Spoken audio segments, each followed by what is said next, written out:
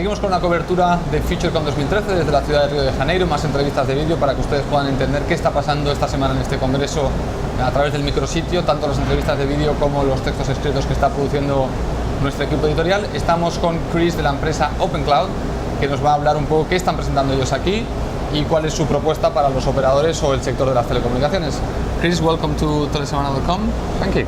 Pleasure having you here. Pleasure being here. Thank you. So tell us who Opencloud is and what is your actually message if an operator was going to step into your booth and say, hey, what can you do for us? Okay. Well, Opencloud was originally founded in New Zealand, a New Zealand company, in 2000. Okay. We've been operational in quite a few operators around the world, and our intent obviously here in Brazil is to expand that capability with operators here in Brazil, but Just also in Latin America and generally in the whole continent, South America region. We have projects already. Claro Argentina is one of our projects in South America. We also have projects here in Brazil, but not yet currently in the public domain. Okay. So now when you say you have projects, what type of projects? Because your name is Opencloud. But yeah. Okay. So Opencloud, back in 2000, the term Open Cloud had no bearing to the cloud as we know it today. Yeah. In those days, the cloud was really the operator's cloud. Okay. So we were opening up the operator's cloud. Open cloud systems will run within the cloud, as we term it today, and provide capabilities within the cloud, and I'll explain what those are in a moment. However, the original concept of the company was to open up the telecom networks for the operators. And the way we see things is that the operator competition has greatly increased. Not just operator to operator, but with the over-the-top players also coming into the market. The operators have to be more flexible, they have to move more quickly, they have to be more innovative. And that's where Open Cloud systems and solutions come in. Our products enable the operators to move more quickly, introduce new services more rapidly, change more quickly, and those services across both the enterprises and the consumer side of their business. Those are done with your systems, or there is like an open architecture that, so it's proprietary technology from Opencloud, or you're using standards? So the Open Cloud technology is software-based. Yes. It's our own produced software, but it uses open standards. This allows multiple parties to get involved. So we are not a closed environment where we would say to the operator, take our system and we will do all the applications and all the services, and if you want to make any changes. They wouldn't do anything related to your name, open. Yes, right? Exactly. We wouldn't be an open cloud, we'd be a closed cloud. And that's the way we see many of our competitors. They provide systems and solutions, correct, but usually they're closed. And that means really from an operator perspective, you have to always go back to the same vendor if you want a new service, a new application, new capabilities. Do you have any relationship with the terms SBNNFP at all?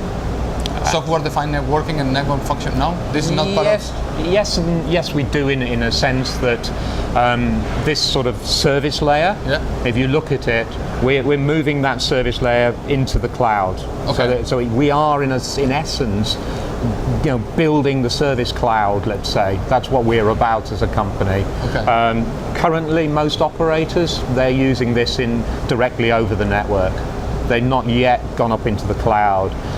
But for particularly this part of the world, very, very key, I think, is that you've got the Telefonica groups and the América Móvil groups. They work across multiple countries. They're currently deploying services country by country by country. The service cloud would enable them to start looking at producing and having services that could be accessible to all countries and all locations. So it's moving some of the services maybe that are already operating in those countries, just bringing them up into the service cloud so other countries and other operating groups can take advantage of them. Now, I don't know if you heard this question from operators when you talk about putting services on the cloud, which is obviously a phenomenon that will happen, but at this stage it seems that they always ask if I'm moving those services to the cloud, they will retain the carrier class capability that usually we have when that service is in our network.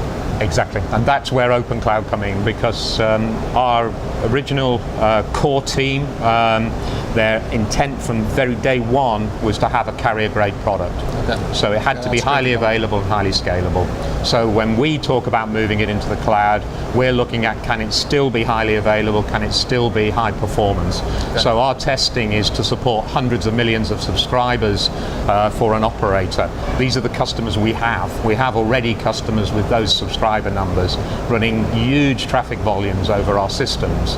So in moving them into the cloud, we have to know that they will still operate in exactly the same way for those operators, still support that many subscribers and support that level of service innovation of that cloud, in the cloud itself. And what we've been doing and working, we believe that's definitely can be done. There's no issue here with being able to do carrier class within the cloud. The key thing is that the systems on which you build it, you have to be sure they are carrier class systems. So the underlying platforms that we use within the cloud themselves don't have to be highly available and highly scalable, in the sense that our platform is providing the highly available capability, and we will use the server resources necessary to make it highly scalable.